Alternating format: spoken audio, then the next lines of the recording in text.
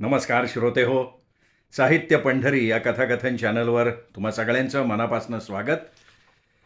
श्रोते हो, नारायण शेळके लिखित असा मी काय गुन्हा केला या कादंबरीच्या 8व्या भागात आपण पाहिलं की आपल्या कथानायिकेने मुलींना भावाकडे शिकण्यासाठी पाठवलेलं आहे. गोविंद जबाबदारीने त्यांची देखभाल करायला लागला. धाकटी संध्या आईच्या मायेनं त्यांचं करायला लागली. आता पुढे काय घडतंय हे बघूयात आजच्या या 9व्या भागात. मुलींना चांगलं वळण लागावं, त्यांनी अभ्यास करावा, त्या चांगल्या शिकाव्या. कधी बेशिस्त वागल्या किंवा अभ्यासाचा कंटाळा केला तर भाऊ भावजय त्यांना रागवत वेळप्रसंगी शिक्षाही करत. पण नानांना ते आवडत नसे. आई विना पोरी आहेत, त्या इथे राहिलेल्या आवडत नाहीत म्हणून हे रागराग करतात असं नानांना वाटत होतं. म्हणून त्यांनी मला कळवलं की तुझ्या मुली इथे सुरक्षित नाही आहेत, तू त्यांना तुझ्याकडे घेऊन जा. मी दोघींना परत कळव्याला घेऊन आले. कसंही असलं तरी प्रत्येकाला आपल्याच घरी राहायला आवडतं. मुली इथे खुश होत्या. इथे आल्यानंतर रुचाला न्यू इंग्लिश स्कूलमध्ये आणि चित्राला ठाण्याच्या शिवसमर्थ विद्यालयात प्रवेश मिळाला. यांचाच अविरत त्रास सुरू होता. कंटाळले होते मी त्याला.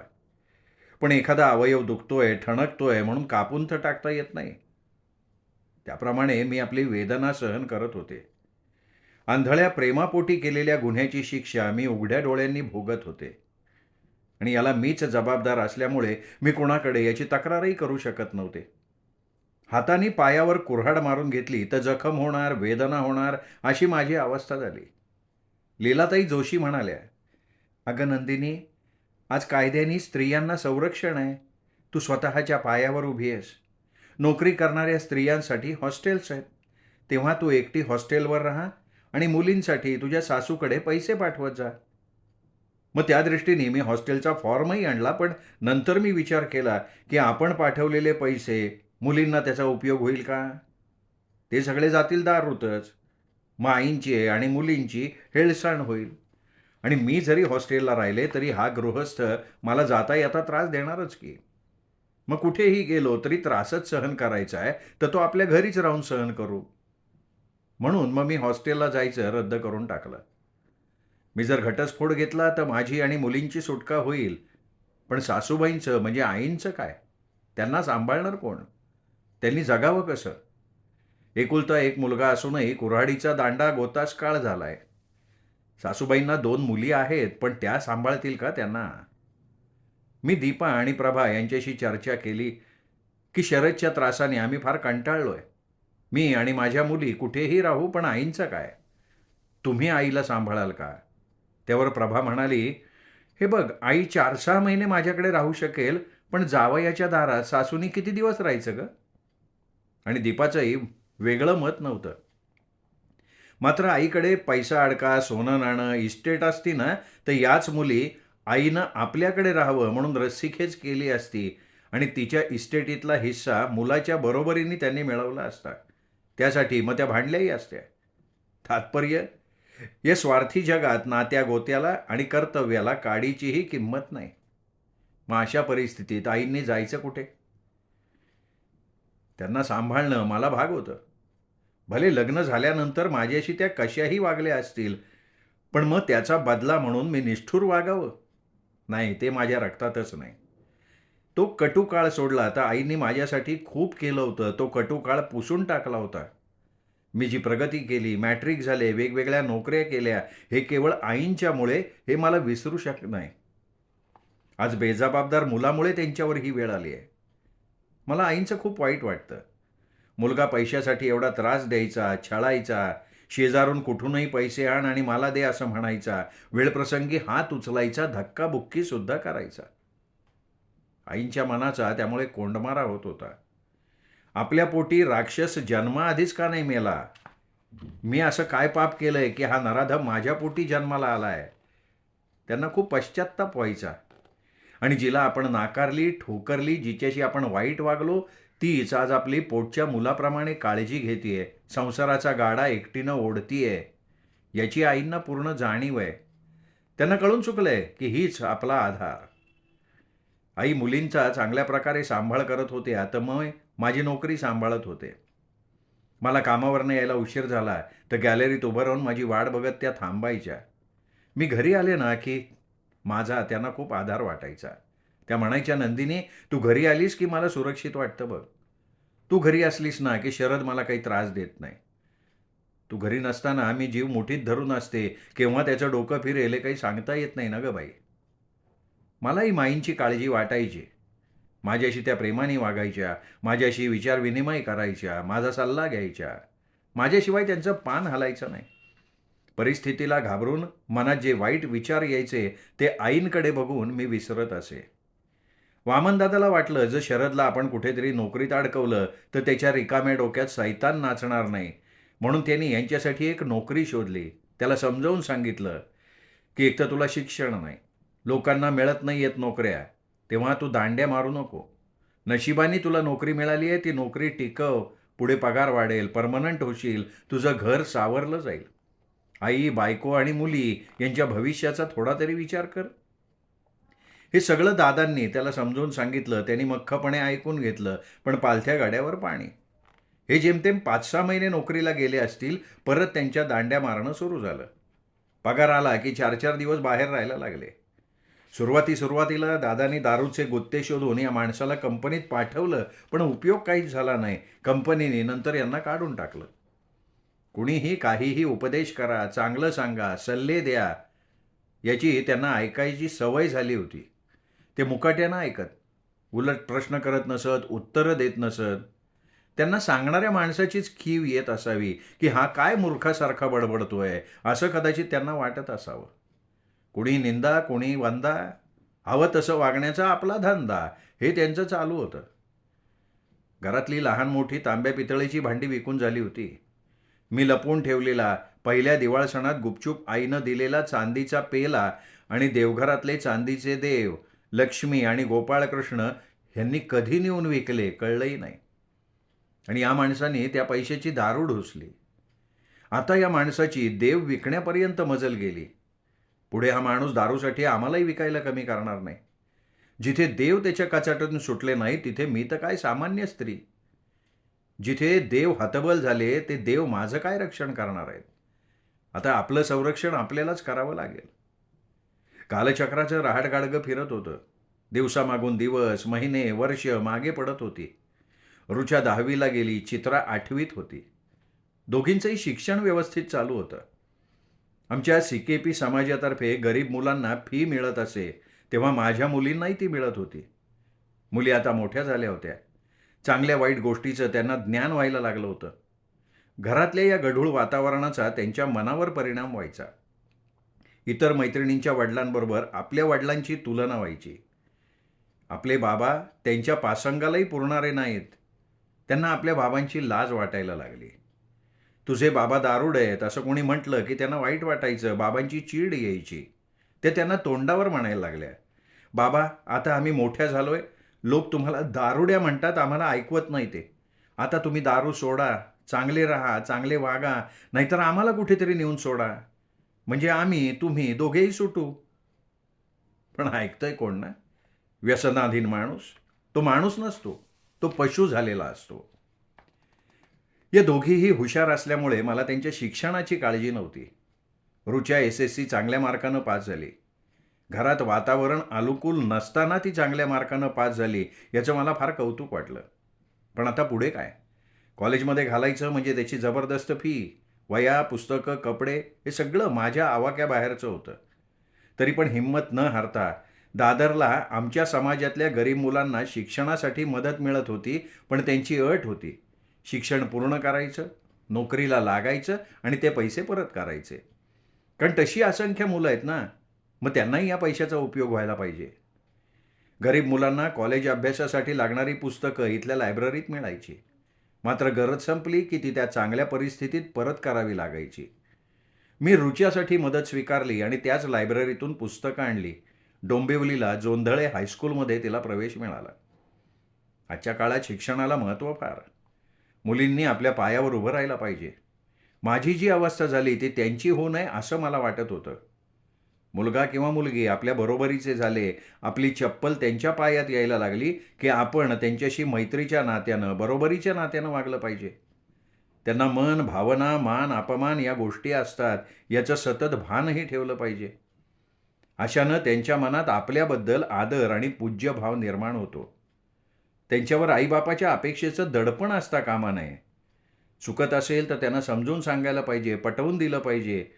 त्यांना आजूबाजूच्या समाजाची आणि समाजात चाललेल्या चांगल्या किंवा वाईट गोष्टींची जाणीवसुद्धा करून द्यायला हवी.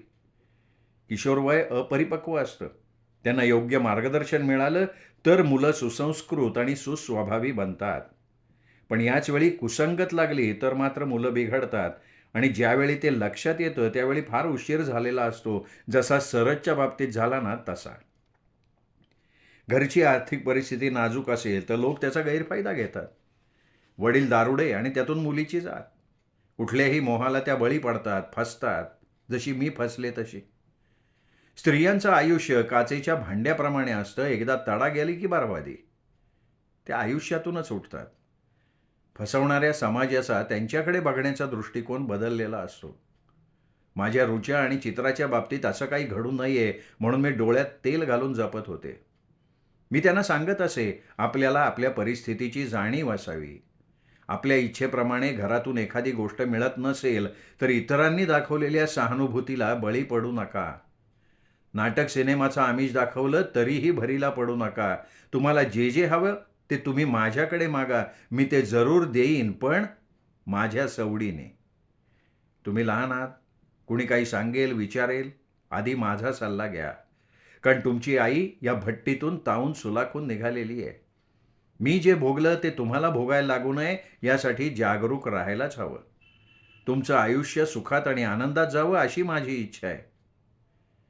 माझ्या मुलींना माझं म्हणणं पटलं होतं. त्यामुळे मी रुच्या आणि चित्राच्या बाबतीत अगदी निर्धास्त होते. त्यांना मी हेही सांगितलं की आयुष्याचा जोडीदार निवडताना मला आधी सांगा, मी योग्य तो सल्ला तुम्हाला नक्कीच देईन. आणि खरोखर सांगते, माझ्या मुली कोळशेच्या खाणीत हिरे सापडावेत ना तशा आहेत. त्यांना माझ्या कष्टाची जाणीव असल्यामुळे मुली नेहमी म्हणायच्या की आई, आम्ही शिकल्यानंतर नोकरी करू आणि तुझा आधार बनू. हो, त्यांचे हे शब्द ऐकले ना की कृतकृत्य झाल्याचं समाधानच मिळतंय. मी आता ह्यांना सुधारण्याचा नाद सोडून दिला होता. माझ्या दृष्टीनं आमचे हे म्हणजे तापदायक प्राणी.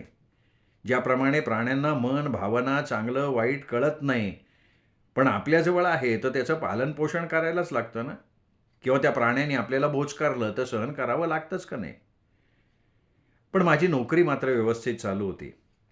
रुच्या आणि चित्रा माझ्या बाईंच्या क्लासला जात होत्या. दोघेही SSC चांगल्या मार्कानं पास झाल्या होत्या. रुच्या शाळेत मराठीत पहिली आली, तिला बक्षीसही मिळालं. चित्राला ठाण्यातल्या ज्ञानपासोना कॉलेजमध्ये ॲडमिशन मिळाली, पण कॉलेजमध्ये इंग्रजी आणि मराठी हस्ताक्षर स्पर्धेत बक्षीसही मिळालं. दोघींची प्रगती बघून मला खूप समाधान वाटलं. रुच्या 12वी पास झाली आणि तिने ठाण्याच्या कॉलेजमध्ये FY BComला ॲडमिशन घेतली. माझं लीलाताई जोशींकडे जाणं येणं होतं. त्या माझ्या गुरु होत्या, मार्गदर्शक होत्या. त्यांनी आरोपीच्या पिंजऱ्यात हे नाटक स्वतः लिहिलं होतं, बसवलं होतं.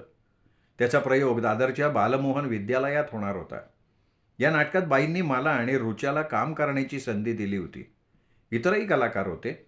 त्या जयंत कुलकर्णी नावाचा मुलगा होता. तो पण शिक्षण करून नाटकात काम करत होता. नाटक चांगलं झालं. नाटकामुळे त्याची आमची ओळख झाली. त्याला रुच्या फार आवडली. त्यांनी जोशीबाईंना ती गोष्ट सांगितली.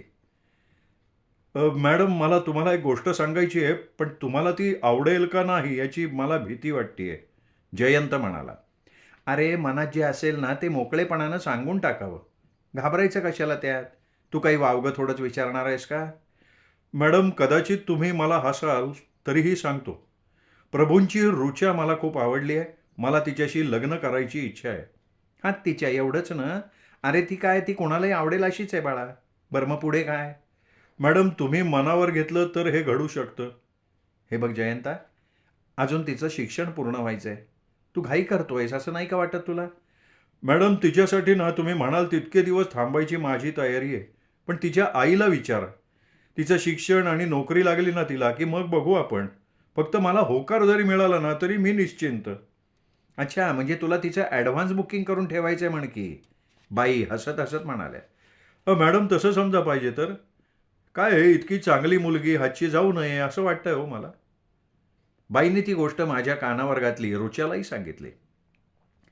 हे बघ, मुलगा चांगला आहे, होतकरू आहे, घरचंही चांगलं आहे, शिवाय माझ्या माहितीतलं आहे. तेव्हा नंदिनी, विचार करायला हरकत नाही हां.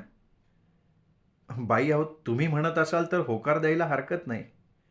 बाईंनी त्याला बोलवलं, आमचा होकार सांगितला. त्याला खूप आनंद झाला. त्यांनी बाईंचे, माझे आभार मानले. हां, पण जयंता, आमच्या काही अटी आहेत, त्यांचं तुम्हाला पालन करावं लागेल असं आम्ही सांगतो. मॅडम, काय काय 1000 अटी सांगा हो, मी पाळायला तयार आहे. आधी तिचं शिक्षण, मग नोकरी, मग लग्न करायचं हे तुला मान्य आहे. पण तोपर्यंत तिला भेटणं, पत्र लिहिणं, फिरायला जाण्यासाठी आग्रह करणं, या असल्या गोष्टी करायच्या नाहीत. बाईंनी जयंताला ठामपणे सांगितलं. मॅडम, मी तुमच्या आदेशाबाहेर नाही, मी तुम्हाला हे वचन देतो. त्याच्या चेहऱ्यावर आनंद ओसंडून वाहत होता. दरम्यान आम्ही त्याच्या घरच्यांना भेटलो. त्यांच्या कानावर ही गोष्ट घातली. त्यांनाही हे संबंध मान्य झाले. या अनपेक्षित घडलेल्या घटनांमुळे रुचा मात्र गोंधळली, कारण ती आत्ता फक्त 17 वर्षांची होती. इकडे माझा पगार वाढत होता, आर्थिक परिस्थिती बरी होत चालली होती. मुलींना टीव्ही बघण्याची आवड होती. टीव्ही आमच्याकडे नव्हता, ते शेजाऱ्यांकडे टीव्ही बघायला जायच्या. मी त्यांच्यासाठी टीव्ही घेतला. दोघींना खूप आनंद झाला. कंपनीत दत्ता सामंतांची युनियन होती. त्या कामगारांना खूप फायदा झाला. कामगारांचे पगार 500 ते 600 रुपयांनी वाढले. मला दरमहा 1,500 रुपये पगार मिळत होता. आणि नेमकं त्यावेळेला संकटाचे ढग आमच्या संसारावर घोंगायला लागले. ऐन दिवाळीत आम्ही कामावर गेलो तर कंपनीने टाळेबंदी जाहीर केली. कंपनीच्या गेटला टाळं लावून टाकलं. काम बंद असल्यामुळे नशिबाची परीक्षा चालू झाली. रोज आम्ही गेटवर हजेरी लावत होतो. वाटलं महिना 15 दिवसात टाळेबंदी उठेल, पण जवळजवळ 3 वर्ष कंपनी बंद होती. त्यामुळे 3 वर्ष पगार बंद होता. पुन्हा आमच्यावर आर्थिक संकट कोसळलं. पुन्हा शाळेच्या शालिनी रेगे यांना भेटले. त्यांची करुणा भाकली, रडले. त्या चांगल्या असल्यामुळे त्यांनी मला पुन्हा शाळेत लावून घेतलं. जोशीबाईंनाही खूप वाईट वाटलं. त्यांनी पुन्हा मला ज्ञानदीप क्लासचं काम दिलं. त्यात स्वतःचे 50 रुपये घालून मला त्या 100 रुपये द्यायला लागल्या. शाळेचे 200, बाईंचे 100, असे 300 रुपये मला मिळायला लागले. पण मुली आता मोठ्या झाल्या होत्या. आता त्या 300 रुपयात मोठ्या 5 माणसांचं भागणं अशक्य झालं. म्हणून मी फावल्या वेळेत गल्लोगल्ली आणि घरोघरी जाऊन सरबताच्या बाटल्या विकण्याचा व्यवसाय सुरू केला. त्यात मला बाटलीमागे 8 आणे कमिशन मिळायचं. दोन्ही हातात बाटल्यांच्या वजनदार पिशव्या. कळव्यापासून घंटाळीपर्यंत उन्हात पायी फिरायचं, कारण बसला पैसे नव्हते. पायाची चालणी व्हायची अक्षरशः. गोळे यायचे पायाला. त्या ओझ्याने खांदे, हात दुखायला लागायचे. मी अक्षरशः दमून भागून घरी यायचे. त्या दिवशी हे बहुतेक प्यायलेले नसावेत, म्हणून ते शुद्धीवर होते. मला म्हणाले, अगं, नोकरी असताना नसते धंदे कशाला करतेस तू? अहो, कंपनीला टाळं लागलंय, 1 वर्ष झालंय, पगार बंद आहे. मी जर काही केलं नाही ना आत्ता, तर उपाशी मारायला लागेल. आता तरी काहीतरी कामधाम करा, संसाराला थोडाफार हातभार लावा.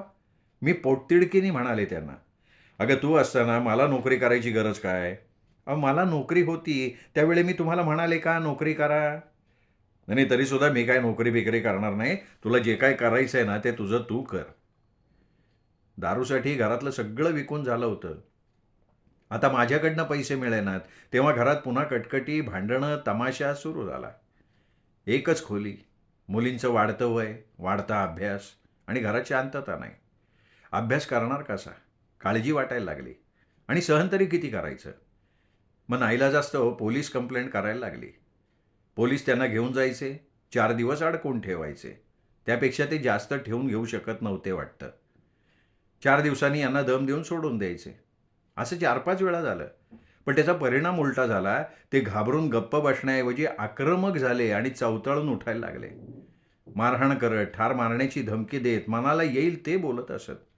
आम्ही मात्र तमाशा नको म्हणून गप्प राहायचो, सहन करायचो. आई तर म्हणाल्या की मी मेल्याशिवाय हा काही सुधारणार नाही आणि याच्यापासून माझी सुटकाही होणार नाही. रात्री झोपलं ना की पुन्हा कधीच जाग येऊ नये असं वाटायचं, पण जाग यायची. इतरांच्या जीवनात सोनेरी किरणांचा प्रकाश असायचा, मात्र आमच्या जीवनात दिवस उगवूनही निराशेचा अंधार असायचा. आणि त्या अंधारात यांच्या रूपानं भिववणारा, कुत्सितपणे हसणारा राक्षस दिसायचा. तब्बल 3 वर्षांनी कंपनी सुरू झाली. डोळ्यासमोरचा काळा ढग बाजूला झाला. स्वच्छ सूर्यप्रकाश पडावा तसं झालं. 3 वर्ष 3 तपासारखी वाटली. सुखाचे दिवस कापरासारखे उडून जातात, पण दुःखाचे दिवस ओल्या लाकडासारखे धुमसत राहतात. त्याच्या धुरानं गुदमरायला होतं, डोळ्यात पाणी येतं. या 3 वर्षांच्या काळात मी माहेरी गेले नाही. म्हणतात ना, सुखाला माहेर आणि दुःखाला घराबाहेर. सासरच्या लोकांपुढेही हात पसरला नाही. परमेश्वर कृपेनं संकटांना तोंड देत बाहेर पडले. माहेर ते माहेरच. मी जरी चुकीचं वागलंय तरी त्यांना माझं कौतुक होतं. मैत्रिणींनाही आश्चर्य वाटे. नाना तर म्हणत, नंदिनी मुलगा पाहिजे होती म्हणजे तिच्या कर्तृत्वाला किंमत मिळाली असती. स्त्रीचं कोण कौतुक करणार आहे. मी कामावर जायला लागले. 3 वर्षांनी पुन्हा माझ्या चेहऱ्यावर हसू उमटलं. मला आनंद झाला, कारण कंपनीच्या 8 तासाच्या ड्युटीमुळे आणि तिथल्या वातावरणामध्ये मी घरच्या काळज्या विसरत असे. माझं मन प्रसन्न होऊन जात असे. या 3 वर्षाच्या काळामध्ये लोकांनी मला सहकार्य केलं. किराणा दुकानदारांनी त्याचं थकलेलं 500 रुपयाचं बिल कधीच मागितलं नाही. कंपनी चालू झाल्यानंतर द्या असं तो म्हणाला. त्याचप्रमाणे दूधवाला, घराचा मालक यांनीही तगादा केला नाही. गाव लहान असल्यामुळे आणि यांच्या प्रतापामुळे हे कुप्रसिद्ध होते. त्यामुळे माझ्या मागे आणि मुलींच्या मागे गावातल्या लोकांची सहानुभूती होती. आम्हाला त्यामुळे कधीच त्रास झाला नाही. मी आणि माझी नोकरी, मुली आणि त्यांचा अभ्यास आणि घर, कोणाकडे जाणं नाही, येणं नाही. आपण आणि आपलं काम, उगाच उठाठेवी, चांभार चौकशांपासून आम्ही लांब राहिलो. त्यामुळे गावामध्ये आमच्याबद्दल मत मात्र चांगलं होतं. एखाद्या बाईचा नवरा दारुडा म्हटलं की बाईकडे बघायचा लोकांचा दृष्टिकोनच बदलतो. तिच्या असहाय्यतेचा फायदा घेऊन, तिला सहानुभूती दाखवून, मोहजाळात अडकवून तिचा गैरफायदा घेण्याकडे विकृत लोकांचा कल असतो आणि त्याला काही असहाय्य तरुणी बळीसुद्धा पडतात. मलाही असे थोडेफार अनुभव आले, पण मी सावध असल्यामुळे आणि मला समोरच्या माणसाची दृष्टी आणि चाल ओळखण्याची कला अवगत असल्यामुळे मी माझ्यावर काही तशी वेळ येऊ दिली नाही. वाकड्या वाटेला मी गेलेच नाही. पुरुष मतलबी असतात. त्यांच्या स्त्री दाक्षिण्याच्या पुतळ्याखाली स्वार्थ आणि अभिलाषा दडलेली असते. हे मी माझ्या नवऱ्याच्या असंख्य रूपांवरनं शिकली आहे. मला शीतावरनं भाताची परीक्षा होते त्यामुळे, आणि त्यामुळेच मी सुरक्षित राहिलेली होते. कोणाच्याही वाट्याला तेच तेच जीवन आलं तर त्याचं जीवन निरस होईल. त्यासाठी त्याच्या जीवनात कडू, गोड, आंबट, खारट या चवी आहेतच की. रोज रोज पक्वान्नाचं भोजन केलं तर व्यक्ती कंटाळेलच. सृष्टीच्या नियमाप्रमाणे आयुष्यात नवी पहाट उगवेल तर निराशेची अंधकारमय रात्रसुद्धा येऊ शकते. निसर्गात उन्हाळा, पावसाळा, हिवाळा हे ऋतू क्रमाक्रमानं येतात. त्याप्रमाणे मानवी जीवनात सुख, दुःख, आशा, निराशा यांचा खेळ चालूच असतो. जे जीवन वाट्याला येईल ते माणसाने स्वीकारलं पाहिजे आणि त्यावर मात मात्र करता आली पाहिजे. हे सगळं शहाणपण मी अनुभवातनं शिकली आहे. त्यामुळे आता मला कशाची भीती वाटत नाही.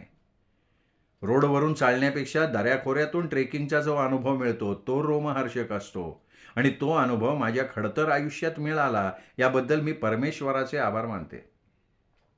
आता रुच्या बीकॉमला होती, चित्रा 12वीला. गणपतीचे दिवस होते. चित्रा तिच्या मैत्रिणीबरोबर मार्केटमध्ये फळ, फुलं, दुर्वा आणण्यासाठी गेली. चित्रा असेल 16-17 वर्षांची. गोरीपान, लांब सडक सोनेरी केस, उंच सडपातळ बांधा, गोल चेहरा, टपोरे डोळे. तिने गुलाबी रंगाचा पंजाबी ड्रेस घातला होता. त्या ड्रेसच्या गुलाबी छटाचं रिफ्लेक्शन तिच्या चेहऱ्यावर पडलं होतं, त्यामुळे ती जास्तच सुंदर दिसत होती. रस्त्याच्या कडेला गुप्ते नावाच्या ग्रहस्थाची निर्मल नावाची इमारत होती. त्या इमारतीच्या दर्शनी भागात प्रशस्त बाल्कनी होती. त्या बाल्कनीत एक तरुण मुलगा रस्त्यावरची रहदारी बघत उभा होता.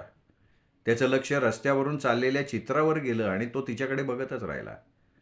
त्याने असं सौंदर्य कधी पाहिलं नव्हतं. पाहता क्षणी ती त्याला आवडली. मग तिच्या कॉलेजमध्ये जाण्या येण्याच्या वेळेला तो रोज बाल्कनीत उभा राहायला लागला, चित्राकडे बघायला लागला आणि त्याला तो छंदच जाडला. पण चित्राला याची काहीही कल्पना नव्हती. तो गुप्त्यांचा समीर होता. त्याच्यासाठी मुली पाहण्याचा कार्यक्रम सुरू होता, पण त्यांनी ही मुलगी पाहिली होती, त्यामुळे आलेली प्रत्येक मुलगी तो नाकारत होता. चांगल्या शिकलेल्या, नोकरी करणाऱ्या तरुणी येऊन सुद्धा त्याला पसंत पडत नव्हत्या आणि घरच्यांना हा असा का वागतोय हे कळत नव्हतं. मात्र आईच्या एक गोष्ट लक्षात आली की कधी गॅलरीत उभा न राहणारा मुलगा अलीकडे विशिष्ट वेळेत गॅलरीत घुटमळतोय का? साधा सरळ मुलींकडे न बघणारा आपला मुलगा हा गॅलरीत का उभा राहायला लागला? आईचा स्वभाव कडक होता, त्यामुळे तो ही गोष्ट आईला सांगू शकत नव्हता, पण चित्राला बघितल्यापासून मात्र तो झपाटलेला होता. नंतर त्याने तिची माहिती काढली. त्याला लक्षात आलं की या मुलीची बहीण आपल्या मावस बहिणीची मैत्रीण आहे. त्याने आपल्या मावस बहिणीला गाठलं, म्हणाला, मानसी, ती रुचा तुझी मैत्रीण आहे ना गं?" "हो आहे, पण तुला काय करायचं आहे? तिचं लग्न कधीच ठरलंय." "Sorry, wrong number." "नाही नाही, मला तिच्याशी काही देणं घेणं नाही आहे." "मग कशाला चौकशी?" "अगं तिची बहीण मला फार आवडली. तिला पाहिल्यापासून पागल झालो आहे." "ती कुठे भेटली बाबा तुला?" "नाही, भेटली नाही बरं का. ती रोज आमच्या दारावरनं जाते. तेव्हा मी बघतो तिला. तिचं नावसुद्धा मला माहिती नाही गं. ओळख लांब राहिली." "हो का? बरं तुझं काय म्हणणं आहे मग?" "मानसी, मला तिच्याशी लग्न करायचं आहे गं. दे की जमवून." समीर अगदी घाईकुळीतीला येत म्हणाला, "अरे अरे बिचारा, फार परिस्थिती वाईट झालेली दिसते तुझी. अर्थात हा तुझ्या नशिबाचा भाग आहे. परमेश्वर करो आणि तिचं कुठे जमलेलं नसो." मानसीने ही गोष्ट तिच्या आईला सांगितली आणि तिला समजलं की आपला भाचा मुली का नाकारतोय. तिने मानसीकडनं आधी रुचाला बोलवून घेतलं, चित्राबद्दल तिच्याकडे चौकशी केली आणि तिला घेऊन यायला सांगितलं. रुचाला कळेना की चित्राला कशाला बोलवलंय. तिच्याकडून असं काय घडलंय की त्यांनी चित्राला घेऊन यायला सांगितलं. दुसऱ्या दिवशी रुचा चित्राला घेऊन मानसीच्या आईकडे गेली. "चित्रा, माझ्या प्रश्नांची उत्तरं दे." चित्राला काही कळेना. या असं काय विचारतायत? कारण त्यांना तर ती ओळखतही नव्हती. "मावशी, काय झालंय हो? असं का विचारताय?" चित्रा त्यांना म्हणाली. "अजून झालेलं नाही आहे, पण होणार आहे." "मावशी प्लीज, कोड्यात नका ना बोलू. जे काय असेल ते स्पष्ट सांगा ना." "मला सांग, तू त्या गुप्तेच्या समीरला ओळखतेस?" "कोण गुप्ते? कुठला समीर? मी नाही ओळखत कोणाला." "मग तू त्याला आवडलीस असं का म्हणतोय?" "अहो मावशी, तो समीर काळा आहे का गोरा आहे? मी बघितलंच नाही आहे त्याला." "मग तो असं का म्हणतोय हे तुम्ही त्याला विचारा ना." चित्रा आता चिडली. "हे बघ चित्रा, तू घाबरू नकोस. तू निर्दोष आहे. माझा तुझ्यावर पूर्ण विश्वास आहे. समीरचं हे सगळं एकतर्फी चाललेलं असावं. काही हरकत नाही. काय आहे, तू कोणालाही आवडशील अशीच आहे गं. तेव्हा समीरला तू आवडलीस यात काही तुझा दोष नाही आहे. आणि तसा समीरचा सुद्धा दोष नाही बरं. मला एक सांग, तू लग्न करायला तयार आहेस?" "मावशी, मी मघाशीच सांगितलंय, तुमचा तो समीर मी पाहिलेला नाही आणि शिवाय या बाबतीत मला काही कळत नाही. तेव्हा जे काय असेल ना, ते माझ्या आईला विचारा ना तुम्ही." "मावशी, चित्रा म्हणते ती बरोबर आहे. आई हे आमचं परमदैवत आहे. तेव्हा आई जे ठरवेल ते आम्हाला मान्य आहे." रुची आई म्हणाली. घरी आल्यानंतर रुच्यानं घडलेली हकीकत सांगितली. मला सुद्धा या गोष्टीचं आश्चर्य वाटलं, गंमत वाटली. पण जोपर्यंत आपलं त्यांच्याशी बोलणं होत नाही, तोपर्यंत मी गप्प राहणं पसंत केलेलं होतं. श्रोते हो, हा होता 9वा भाग नारायण शेळके लिखित असा मी काय गुन्हा केला या कादंबरीचा. तुम्ही ऐकताय या भागात तुम्ही ऐकलं की दोन्हीही मुलींची, म्हणजे एका मुलीचं तर लग्न फायनल ठरलेलं आहे, दुसऱ्या मुलीचं ठरण्याची शक्यता आहे. बघूयात काय होतंय या मुलींचं, पण त्या अभ्यासात मात्र हुशार निघतायत. बघूया पुढच्या भागात काय होतंय नेमकं. नमस्कार.